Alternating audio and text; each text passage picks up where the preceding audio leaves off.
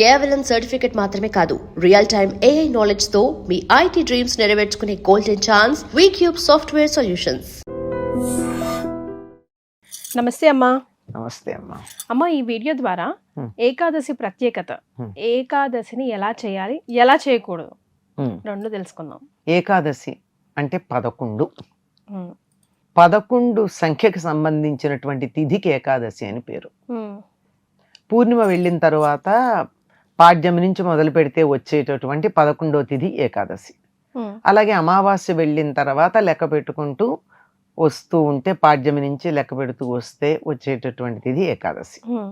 ఈ ఏకాదశి ఎలా ఉంటుంది అంటే 11వ తిథికి ఇంత ప్రాధాన్యం ఉండడానికి కలిగిన కారణం, జ్యోతిష్ శాస్త్ర పరంగా గనక చూసినట్టయితే మన శరీరం భూమి, భూతత్వమే కదా, మన ఆత్మ సూర్యుడు, చంద్రుడు మనస్సు.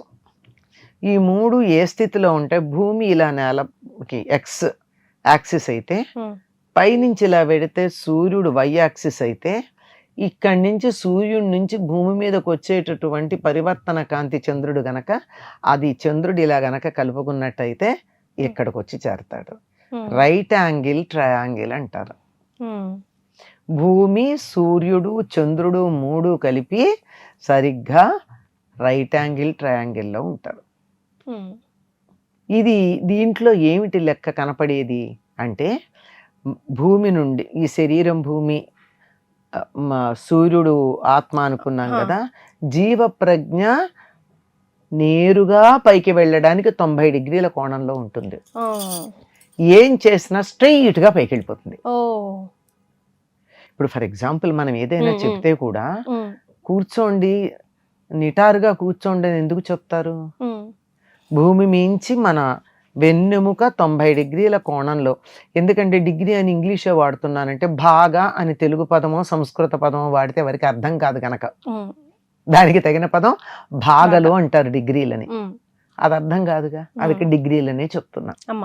కనుక ఇలా కూర్చున్నట్టయితే భూమి నుండి ఈ వెన్నెముక 90 డిగ్రీల కోణంలో గనక ఉన్నట్టయితే మనం చేసే సాధన నేరుగా పెడుతుందని కదా మాట మాట్లాడి, నిటారుగా కూర్చోండి, నిటారుగా కూర్చోండి అని చెప్తాం. ఆ విధంగా మన శరీరము, సూర్యుడు సరిగ్గా 90 డిగ్రీల కోణంలో ఉండేటట్టుగా చంద్రుడు చేసినటువంటి ఏర్పాటు అది. అందువల్ల మనసప్పుడు చాలా బాగా కేంద్రీకరించడానికి వీలవుతుంది. ఇక్కడ ఏముంటే 11 మనకెప్పుడు చంద్రుడు మనఃకారకుడు. ఈ మనసు పనిచేసే దేని వల్ల పనిచేస్తుంది? ఆయన ఏం చెయ్యడమ్మా, చేయిస్తాడు. ఆయనకి పని వాళ్ళు ఉన్నారు, చెప్పింది చెప్పినట్టు చేసేటటువంటి వాళ్ళు. 5 జ్ఞానేంద్రియాలు, 5 కర్మేంద్రియాలు. ఫలాంది తినాలి అని ఉందనుకో, మనసు నాలుకకు చెప్తాడు. చెప్తే నాలుక తింటుంది, కానీ తినడానికి ఏం కావాలి? చెయ్యి వెళ్ళి తీసుకురావాలి. చెయ్యి తీసుకురావాలంటే అది ఎక్కడుందో అక్కడికి కాలుతో వెళ్ళాలి. కనుక మనకు ఉన్నటువంటి 5 కర్మేంద్రియాలు, 5 జ్ఞానేంద్రియాలు, మనసు ఎట్లా చెప్తే అట్లా పనిచేస్తాయి. అంతే.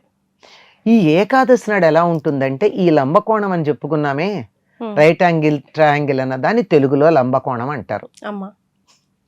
తెలియాలి కదా, ఆంగ్లంలో చెబితే అర్థమవుతుంది, తెలుగు పదాలు కూడా తెలియాలి గనక అది ఇది కూడా చెప్తున్నాను నేను. నేను నేర్చుకుంటా, ఎవరైనా నేర్చుకోవచ్చు. ఈ లంబకోణంలో ఉన్నప్పుడు ఏం జరుగుతోంది అంటే, ఈ మొత్తం అంతా ఒకే క్రమంలో ఉంటాయి. కనుక ఏకాదశి నాడు 5 జ్ఞానేంద్రియాలు, 5 కర్మేంద్రియాలు, వీటి మీద పెత్తనం చేసేటటువంటి మనస్సు 11 ఏకోన్ముఖంగా ఉంటాయి. అందువల్ల ఆ రోజున ఏం చేసినా అన్ని ఒకే దారిలో పెడతాయి, పక్కదారులు చూడడం ఉండదు, పక్కదారులు పట్టం. అంటే ఉదాహరణకి ఇప్పుడు నేను ఓ పుస్తకం చదవాలి అన్నప్పుడు నాకు ఎన్ని ఇంద్రియాలు పనిచేయాలమ్మా? కన్ను చూడాలి, మనసు పనిచేయాలి, చెవులు నోరు మూసుకోవాలి, అంటే శబ్దాలు వినకుండా ఉండాలి. నాలుక ముక్కునేమో మీరు ఇంకే వేరే అక్కడ వాసన చూడకు, అది తినాలనకు అని ఈ 2 నోరు మూసుకుంటేనే కదా నేను చదివేది నాకు అర్థమవుతుంది. లేకపోతే చదువుతూ కూర్చుంటే బాగుంది అని వాసన వచ్చిందంటే ఇక్కడ చదివేది పక్కకి వెళ్ళిపోయి ఇక్కడ సంపెంగ పూల వాసన అని ఉంటే అక్కడ కూర వాసన వస్తుంది నాకు. రాకుండా ఉండాలి కదా. అలా చేసే దాని మీద దృష్టి కేంద్రీకరించడానికి వీలుగా ఉండేటటువంటి కాలం ఏకాదశి. సో దేని మీద కేంద్రీకరిస్తే బెటర్? దేని మీద కేంద్రీకరించటానికైనా వీలు గనక మన వాళ్ళు ఏం చెప్పారంటే, మీరు మిగిలిన విషయాలు ఎట్లాగోట్లా నేర్చుకుంటారు జీవితంలో, ఆధ్యాత్మిక మార్గంలో భగవంతుడి మీద మీరు మనసు కేంద్రీకరించాలంటే తగినటువంటి కాలం గనక ఏకాదశి నాడు మీరు భగవద్ ధ్యానం అధికంగా చెయ్యండి అన్నారు. ఇప్పుడు శివుడికి ప్రత్యేకంగా అభిషేకాలు చేస్తే ఏకాదశి నాడు చేస్తాం. అవును. విష్ణువుకి పూజలు చేయాలన్నా ఏకాదశి నాడు చేస్తాం. ఏదైనా ఏకాదశికి ప్రాధాన్యం ఇచ్చి మనసు స్థిరంగా నిలబడుతుంది భగవంతుడి మీద. చేసే పూజ కానీ, జపం కానీ, తపస్సు కానీ, ధ్యానం కానీ, ఏదైనా అన్ని ఇంద్రియాలు, జ్ఞానేంద్రియాలు, కర్మేంద్రియాలు, అన్నిటికన్నా పెద్ద ఇంద్రియం మనసు, ఈ 11 ఏకోన్ముఖంగా పనిచేస్తాయి గనక ఏకాదశిని పవిత్రమైనటువంటి తిథిగా మన వాళ్ళు చెప్పారు. ఆనాడు మీరు ఏదైనా చేయమన్నారు. పైకి ఇంకొక మాట కూడా చెప్తారు. చెప్పండి అమ్మ. ఇప్పుడు రకరకాల ఏకాదశులు ఉంటాయి. ఇప్పుడు నిర్జలని కొంతమంది దీక్ష పూర్వకంగా చేస్తారు ఏకాదశులను కూడా. కొంతమంది అదే రోజులు వ్రతాలు, నోములు కూడా చేసుకుంటూ ఉంటారు. ముఖ్యంగా ఏకాదశి అంటే నాకైతే గుర్తుకొచ్చేది ఉపవాస దీక్ష. అవునమ్మా. ఎందుకు ప్రాధాన్యత? మీరు ప్రత్యేకంగా అందరూ ఆ రోజు చేస్తారని చెప్పారు కదా వ్రతాలు అవిను. ఎందుకంటే చేస్తూ ఉంటే మనసు అటు ఇటు చెదరకుండా ఉంటుంది.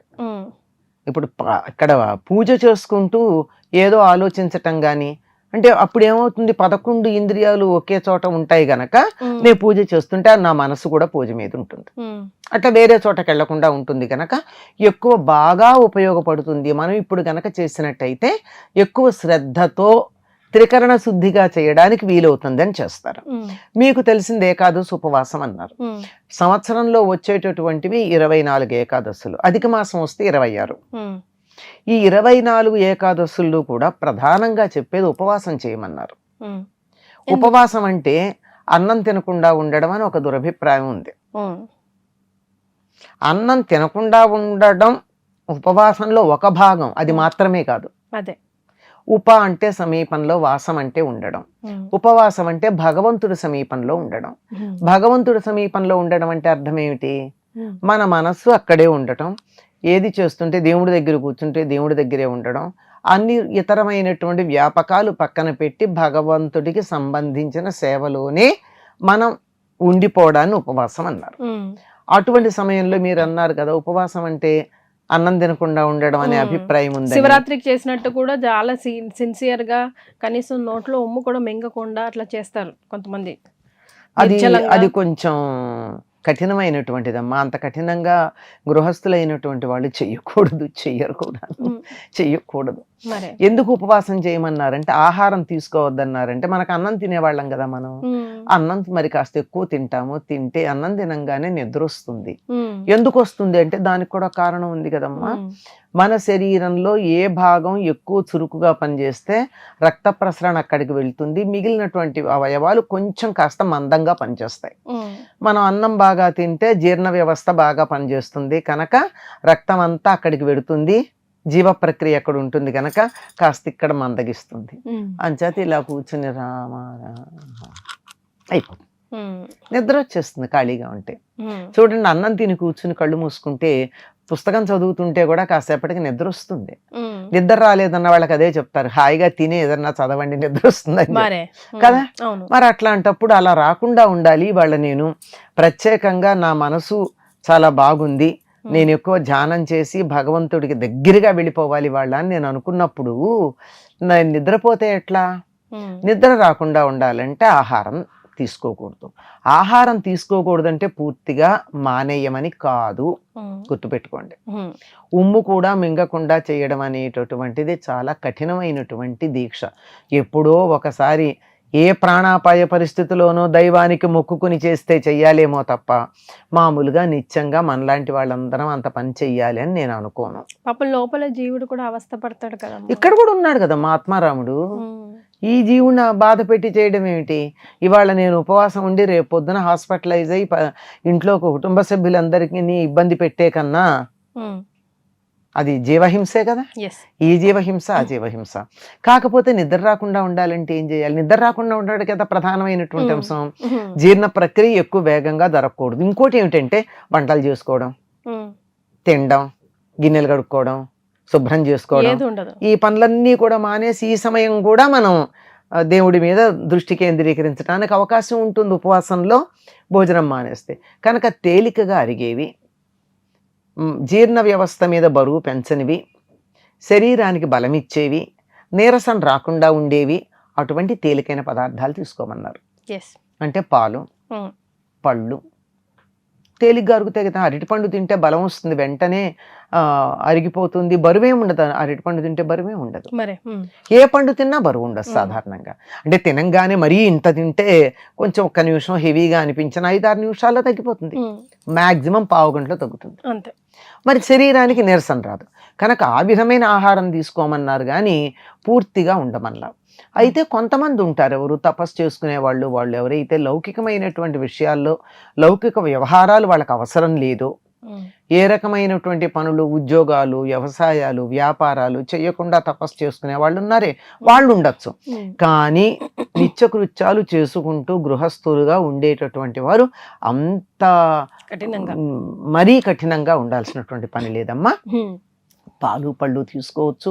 పైగా ఉపవాసానికి సంబంధించి కొన్ని నియమాలు కూడా చెప్పారమ్మా.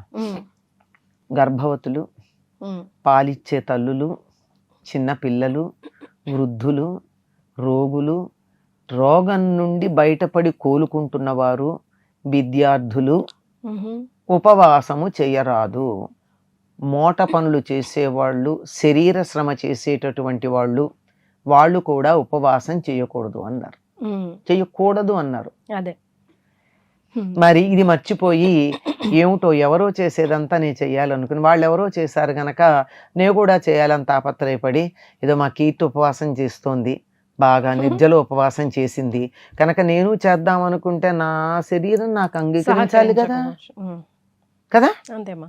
అంచేత శరీర ధర్మాన్ని మించిలేదు. శరీరమాద్యం ఖలు ధర్మ సాధనం. శరీరాన్ని వదిలిపెట్టమని లేదు. శరీరం ఏమన్నారు? భగవంతుడు ఉండే దేవాలయం, దేహో దేవాలయ ప్రోక్త అని చెప్పారు. జీవో దేవ సనాతన అని. కనుక సనాతనుడైనటువంటి జీవుడే దేవుడు, జీవుడే సనాతనమైనటువంటి దేవుడు. అటువంటి దేవుణ్ణి బాధపెట్టి ఈ దేవాలయాన్ని ధ్వంసం చేసి మనం అంతగా చేయక్కర్లా. చక్కగా ఉండండి. భగవద్ధ్యానం ఎంత చేశారన్నది ప్రధానం ఉపవాసంలో. ఎంతసేపు మీ మనసు దేవుడి మీద నిలిచింది అన్నది ముఖ్యం. నిద్రపోకుండా అంటే మత్తెక్కి ధ్యానము నిద్ర ఒకటి అనేటటువంటి స్థితి లేకుండా చక్కగా ఎంతసేపు ధ్యానంలో ఉండగలరు అన్నది ప్రధానం. వాటిని గుర్తుపెట్టుకోవాలమ్మా. అస్సలు చేయకూడని పనులు ఒకసారి ఏకాదశి రోజు గుర్తు చేయండి. ఏకాదశి నాడు అస్సలు చేయకూడని పనులు ఏమిటి అంటే, ఏ పని చేసినా ఇంద్రియాలన్నీ ఏకోన్ముఖంగా ఉంటాయి గనక చెడు ఆలోచనలు రాకుండా చూడాలి. ఎందుకంటే బ్రహ్మాండంగా మామూలు రోజుల కన్నా 11 రెట్లు ఎక్కువ ఉంటుంది అప్పుడు శక్తి. చేయకుండా ఉండాలి. బరువుగా ఆహారం తీసుకోకూడదు, అంతే. దైవధ్యానం చెయ్యాలి. బరువుగా అని అమ్మన్న దాంట్లో చాలా విషయాలు వస్తాయి, అవన్నీ చేయకూడదు అమ్మ. ఇవన్నీ కాదు. ఇంకోటమ్మా, ఆ రోజున బ్రహ్మచర్యం కూడా పాటించమని చెప్తారు. ఓకే అమ్మ. ఇప్పుడు ఇవన్నీ చెప్తే పిల్లలకి, చిన్న చిన్న పిల్లలకి, బిలో 12 years 13 years పిల్లలకి అర్థం కాదు. సింపుల్ గా ఏకాదశి రోజు ఇలా ఉండు అలా ఉండని. అట్లాగే మగ పిల్లలకి అస్సలు అంటే దేవుడు ఉన్నాడా అంత మటుకేనే మేము నమ్ముతాం కానీ ఇవన్నీ మేము పాటించాం, డామ్ డూమ్ డుస్క్ అంటారు కదా, అట్లాంటి వాళ్ళకి సింపుల్ గా డూ దిస్. సింపుల్గా చెప్పేది ఏమిటంటే, ఈ తిథి నాడు నువ్వేం చదివినా బాగా గుర్తుంటుందిరా, చదువుకో. అది ఆ రోజు కొంచెం ఆహారం తక్కువ తీసుకో. ఎందుకు తక్కువ? పూర్తిగా మానేయమని చెప్పలా, ఎందుకు తీసుకో. మరి నోబెల్ బహుమానం వచ్చింది కదా 15 రోజులకు ఒకసారి ఉపవాసం ఉంటే, ఆటోఫాగి అనే పేరుతో చెప్పారు కదా. పోషినోరి సుబుకేనో ఉంది ఆయన పేరు, జపాన్ దేశస్థుడు. కనుక అప్పుడప్పుడు ఒకసారి ఆహారం మానేస్తే ఆరోగ్యం బాగుపడుతుంది. నువ్వు అంత మానేయక్కర్లా, నీకు ఇంకా 18 ఏళ్ళు రాలేదు కనుక నువ్వు మానేయక్కర్లేదు. కానీ కొంచెం హెవీగా తినడం, రాజసిక తామసిక ఆహారాలు తినడం, అంటే హెవీ ఫుడ్స్ మానేసి మామూలు అన్నం తిను. అంతేగాని మసాలాలు అవి ఉండి హెవీగా ఉండేవి తినద్దు అని. సాధారణంగా ఈ రోజున పప్పు తినరు చాలా మంది. ఏకాదశిలకు పప్పు avoid ఏకాదశి నాడు చేస్తారా? పప్పు తినరు, ఎందుకంటే ఏకాదశి హెవీ పప్పు హెవీ కదమ్మా, ఉమ్, హెవీ ఫుడ్ తినకూడదు అని. తినకుండా ఉండలేరు కనుక తేలిగ్గా అన్నం తింటారు. అంచేత మీకు చదివింది బాగా గుర్తుంటుంది కనుక ఏకాదశి నాడు కొంచెం జాగ్రత్తగా ఉండండి రా, ఒకసారి చదివితే బాగుంటుంది, చెడ్డ పనులు చేయకుండా ఈరోజు చదువుకోండి గుర్తుంటుంది అంటే వాళ్ళకి సూక్ష్మంలో మోక్షాలు ఇష్టం కదా, yes. అంచేత వచ్చేస్తారు. తొలి ఏకాదశి వచ్చేస్తోంది కదా, అవునమ్మా. మరి ఈ రోజు ప్రత్యేకత గురించి, మేమంతా పాటించవలసిన నియమాలు, తీసుకోవాల్సిన జాగ్రత్తలు ఒక్కసారి గుర్తు చేద్దాం. తొలి ఏకాదశి ఉమ్, అదేమిటి, చైత్రమాసం కదా మనకి మొదటిది, ఉమ్, దీన్ని తొలి ఏకాదశి అని ఎందుకంటారు? మరి ఇప్పటికిన్న అయినాయి కదా, హా, అంతే కదా. 3 నెలలు అయిపోయినాయి, చైత్రం వైశాఖం జ్యేష్టం, 3 నెలల్లో 3 రెళ్ళు 6 ఏకాదశులు అయినాయి. ఉమ్, ఈ ఏకాదశిని తొలి ఏకాదశిని ఎందుకంటాం? ఎందుకంటాం? ఎందుకంటామంటే చాతుర్మాస్యంలో మొదటిది. ఉమ్, పండగలు మొదలయ్యేది ఇప్పుడే. శ్రీరామనవమి తర్వాత మళ్ళీ మనకు పండగలు ఏమన్నా వచ్చాయా? రావు. లేవు కదా. ఉమ్, పండగలు మొదలవుతూ ఉన్నాయి. తర్వాత ఇది దక్షిణాయన పుణ్యకాలంతో సంబంధం కలిగి ఉంటుంది. ఉమ్, దక్షిణాయన పుణ్యకాలం వచ్చిన తర్వాత వచ్చేటటువంటి ఏకాదశి ఉమ్, మొదటిది. ఉమ్, ఇక్కడి నుంచి ఈ తొలి ఇది ఎప్పుడు? ఆషాఢ శుద్ధ ఏకాదశి. ఉమ్, ఈ రోజున కాలస్వరూపుడైనటువంటి పరమాత్మ ఉమ్, శ్రీమన్నారాయణుడు ఉమ్, యోగ నిద్రలో ప్రవేశిస్తాడు. ఉమ్. అదేంటమ్మా, పండుగలు స్టార్ట్ అయ్యే వేళ ఆయన పడుకుంటే మనం అంతా ఎవరిని ధ్యానించాలి? అది ధ్యానం చెయ్యాలి, కానీ ఆర్భాటాలు చేయకూడదు. ఉమ్, ఆయన నిద్రకి వెళ్ళినటువంటి సమయం ఇది. ఉమ్, ఆయన నిద్ర ఏ నిద్ర అని చెప్పాను? మనలాగా తమోగుణమయమైన నిద్ర ఉమ్, కాదు కదా, యోగ నిద్ర. ఉమ్, యోగ నిద్ర. ఎందుకు అంటే సంవత్సరంలో 12 నెలలు ఉంటాయి మనకి. ఉమ్, 12 నెలల్లో ఒక్కొక్క నెలకి 2 పక్షాలు చొప్పున 24 పక్షాలు ఉంటాయి. ఉమ్, రోజులో ఎన్ని గంటలు ఉంటాయి? 24. 24 గంటలు ఉంటాయి. మనకి ఒక సంవత్సరం అయితే దేవతలకు ఒక రోజు అవుతుంది. ఉమ్, మనకి 24 గంటలు ఉన్నట్టే వాళ్ళకు కూడా సంవత్సరంలో 24 పక్షాలు, 24 గంటలు. ఉమ్, రాత్రి ఎంతసేపు పడుకోవాలి? 8. 8 గంటలు. ఉమ్, 8 గంటలు పడుకోవాలి అంటే 8 పక్షాలు అంటే 4 నెలలు. ఉమ్, ఈ 4 నెలలు చాతుర్మాస్యంగా పరిగణించడం జరుగుతుంది. ఓ, సరిపోయిందా లెక్క?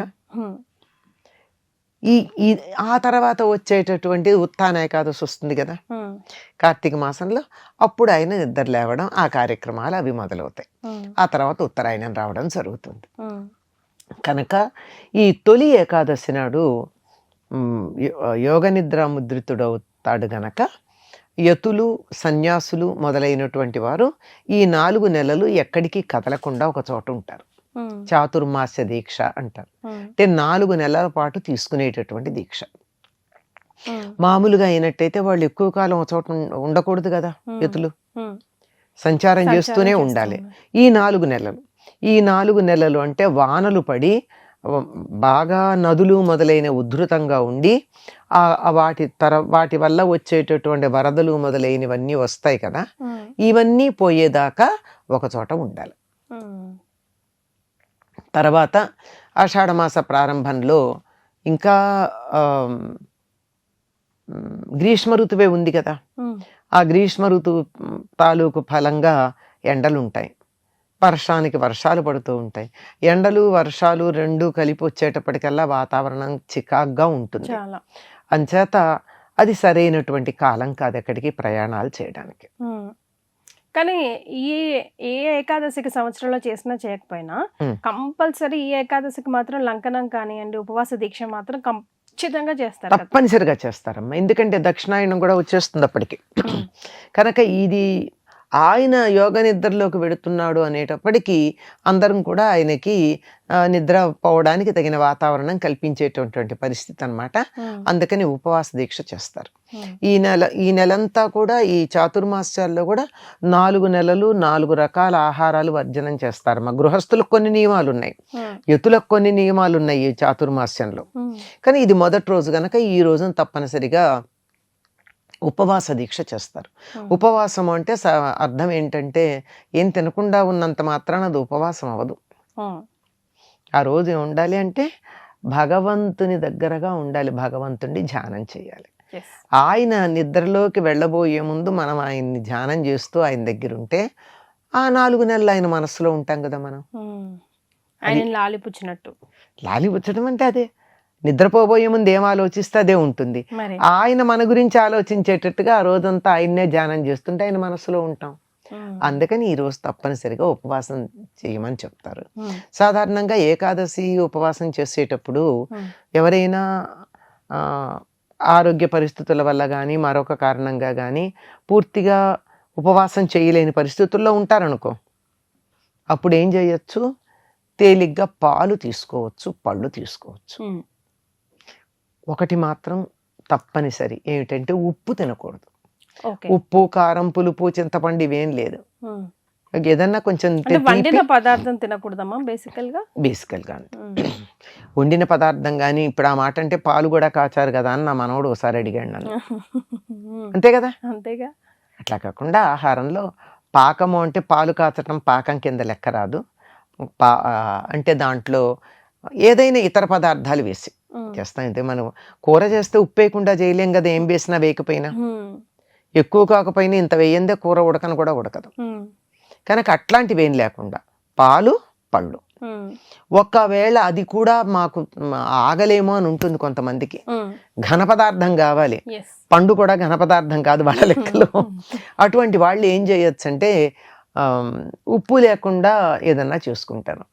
సాధారణంగా ఉత్తర దేశంలో వాళ్ళు అయితే చపాతీలు చేసుకుని అందులో ఉప్పు లేకుండా చపాతీ చేసి దాంట్లో కొద్దిగా బెల్లాన్ని నంచుకొని తింటారు.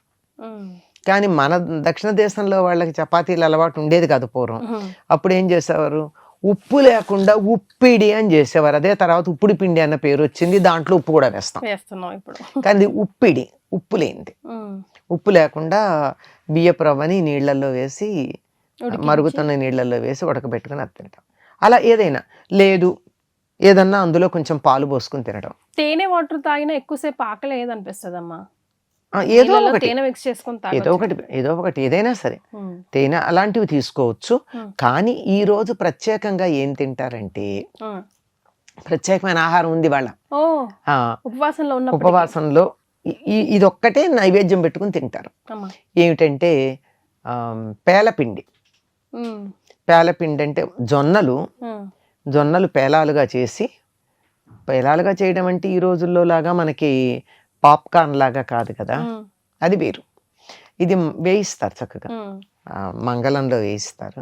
కొంచెం పొడి పొడుగు ఉంటాయి కదమ్మా. ఏం లేదు, మొక్కజొన్నలమ్మా, కార్న్, ఎండిపోయిన కార్న్, మొక్కజొన్న. ఆ ఎండిపోయిన కార్న్ తెచ్చి వేయిస్తే అవి కూడా ఇలా విచ్చుకుంటాయి. కాకపోతే మీరు పాప్కార్న్ మిషన్ లో వేసినట్టు ఇంతంత రావు, కొంచెం చిన్నగా వస్తాయి, బానే వస్తాయి. కానీ అది వేయించే తీరు బట్టి చేత అయినటువంటి వాళ్ళు, ఇంకా కొంతమంది బాగా జాగ్రత్తగా చేయాలని చెప్పి ఇసుక అడుగున వేసి పైన వేయిస్తారు. కానీ ఇసుక వేసినప్పుడు కొద్దిగా అలా పువ్వులాగా విచ్చుకున్న దాంట్లో ఇసుక గుచ్చుకునే ప్రమాదం ఉంటుంది. అందుకని జాగ్రత్తగానే ఉండాలి. వేయించి దాన్ని దంచుతారు, దంచి బెల్లం వేసుకుని తింటారు. ఈ రోజు తినేది పేలపిండి. అమ్మ, నేను ఒకటి విన్నాను, అంటే ఈ జనరల్గా కొంతమంది ఏం చేస్తారంటే ఆకలి వేసేస్తుంది స్నానం చేస్తే ఇప్పుడే అని చెప్పి సాయంకాలం చుక్క వచ్చిన తర్వాతే మనం స్నానం చేసి అప్పుడు కానీ ఏదైనా తిందాంలే అని ప్లాన్ చేసుకుంటూ ఉంటారు. కానీ వన్స్ మనం స్నానం ఆచరించాము అని అంటే ఆ రోజు సాయంకాలం ఉపవాస దీక్ష విరమించినట్టే అంట కదా, అవునా? అట్లా ఏం లేదమ్మా, కానీ పొద్దున్నుంచే చేయకపోవడం తప్పు. అచ్చా, స్నానం చేస్తూ ఉపవాస దీక్ష విరమించినట్టేం కాదు. ఇప్పుడు పొద్దునే స్నానం చేయాలి. నిజానికి ఉపవాసం అంటే ఆ రోజు మొత్తం దైవధ్యానంలో ఉండాలి అంటే స్నానం చేసి కదా చేస్తాం, చెయ్యాలి. కానీ ఈ లోపల ఏదన్నా కార్యక్రమాలు ఉన్నాయనుకో, కాలకృత్యాలు, అవి చేసినప్పుడు స్నానం చేస్తాం కదా. అంచేత స్నానం చేస్తే ఉపవాస దీక్ష విరమించినట్టని నేను ఎక్కడా శాస్త్రంలో చదవలేదమ్మా. ఓకే, సో అదేం కాదు. కొన్నిటికి ఉన్నాయి కానీ దీనికి కాదు. ఉదాహరణకి రాత్రి 12కో 11:30, 12 ప్రాంతాలు పెళ్లి అవుతుంది అనుకో, ముహూర్తాలు అప్పుడు ఉంటే, అప్పుడు మళ్ళీ తెల్లారుజామున కంటిన్యూ అవుతూ ఉంటాయి కార్యక్రమాలు. అంటే వైదిక పద్ధతిలో చేసుకునే వాళ్ళకి సంప్రదాయంగా కంటిన్యూ అవుతూ ఉన్నాయి. 12 దాటిపోయింది లేకపోతే 2 అయిపోయింది కనుక మేము మొహం కొడుకుని స్నానం చేసి వస్తామని వాటికి వెళ్ళరు. ఓకే. అట్లాంటివి కొన్ని యజ్ఞ దీక్షలు వాటికి ఉంటాయి తప్ప వీటికి అట్లాంటిది స్నానం చేస్తే అయిందని కాదు. అసలు పొద్దున్న నుంచి స్నానం చేయకపోవడం చాలా తప్పు. ఏకాదశి నాడు తప్పకుండా చేయాలి కదా. ఎస్. అయితే అమ్మ సైంటిఫిక్ రీజన్స్ కూడా ఉన్నాయి ఏకాదశి రోజు మనం ఉపవాస దీక్ష ఎందుకు చేస్తాము అన్న దానికి కదా. మరి ఈ రోజు అస్సలు తీసుకోకూడదు, అస్సలు చేయకూడదు అన్న పనులు. తలంటి పోసుకోకూడదు ఏకాదశి రోజు. అభ్యంగన స్నానం, మామూలు స్నానం కూడా చేయకూడదు. తల స్నానం చెయ్యాలి, అభ్యంగన స్నానం చేయకూడదు. ఓకే. తలంటి స్నానానికి తల స్నానానికి తేడా ఉందని మనం చాలాసార్లు చెప్పుకున్నాం. తలంటి పోసుకోకూడదు, నూనె రాచుకోవడం అది చేయకూడదు. అదే అండి ఏకాదశి నాడు తలంటి ఇట్టి వరుసలో పోసుకోరమ్మా ఇళ్లల్లో. తర్వాత మగవాళ్ళు క్షవరం చేయించుకోవడం అవి చేయరు, అది చేయరు. తర్వాత ఆ రోజు ఇంకా వీలైనంత వరకు ఏమాత్రం ఆరోగ్యం ఉన్న వాళ్ళైనా ఏమీ తినకుండా ఉండడం మంచిది. లేదంటే పళ్ళో పాలో తీసుకోవచ్చు, అంతే.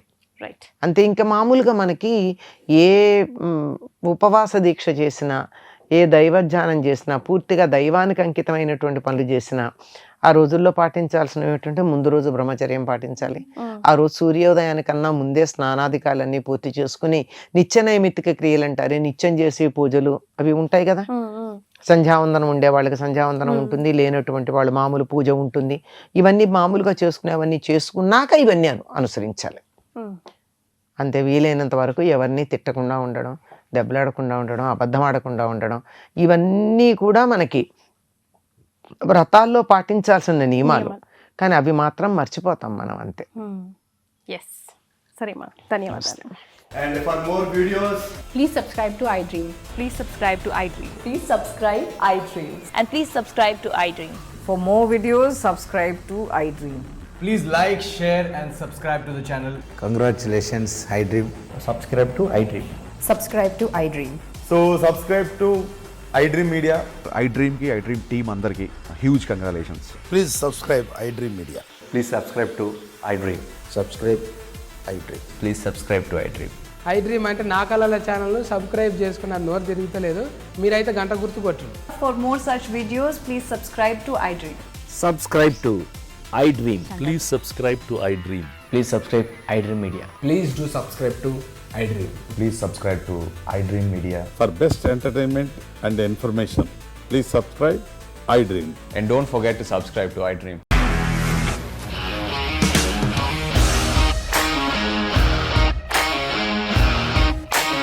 ఇండస్ట్రీలో కమిట్మెంట్ ఇష్యూస్ వస్తే నీకు కూడా వచ్చినట్టు మార్నింగ్ తీసుకెళ్ళారంటే కొట్టి పడేస్తారు.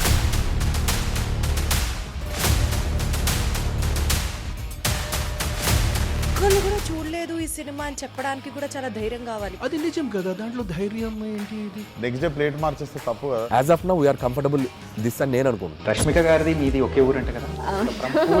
నీకు కోపం వచ్చిందంటే బాగా తిట్టేత్తరా? తిట్టేద్దామండి. నిజంగా గేమ్ ని ఎలా చేంజ్ చేయగలిగారు? ఏపీఎస్ఎఫ్సి వాళ్ళకి 6 నెలల్లో నేను 6 లక్షలు కట్టా. బిజినెస్ చేయాలనుకుంటే it is as difficult as riding a tiger.